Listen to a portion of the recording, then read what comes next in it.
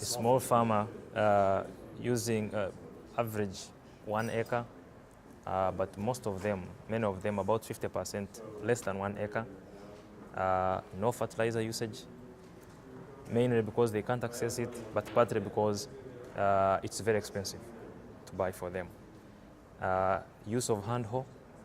They have hardly access to certified seed, so they get the seed from the local shops, most of which are fake. Almost all of them, over 80%, rural-based and uneducated. In other words, illiterate. So if he or she goes to a shop, if you give him a seed and say this is a certified seed, they can't even read. So they don't know whether it's actually genuine or it's fake, and that's one of the biggest problems we have.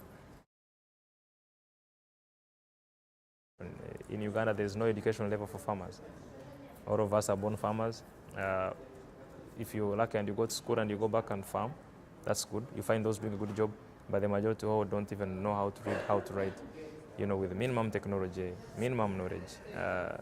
That's a typical rural farmer in Uganda.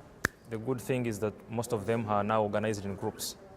So there are farmers organizations out there. And these farmers organizations that have it's not a silver bullet, but they have the means to reach out to these farmers.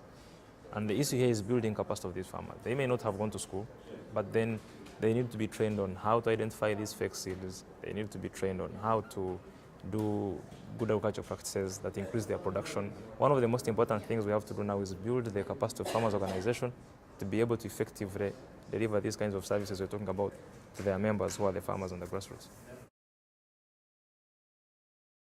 It doesn't make sense to me because agriculture is one of the key emitters of these greenhouse gases we're talking about, but it's one of the most, if not the most affected sector. So how then can you have negotiations and discussions about climate change and sidelined agriculture? I think this for me it's bizarre. Farmers are the majority. Two, they interact with the environment on a daily basis.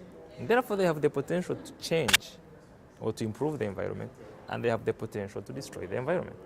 If I had the chance to talk to the guys who are in charge, I think I would tell them to wake up and get their act together. Otherwise, I think they are missing the point.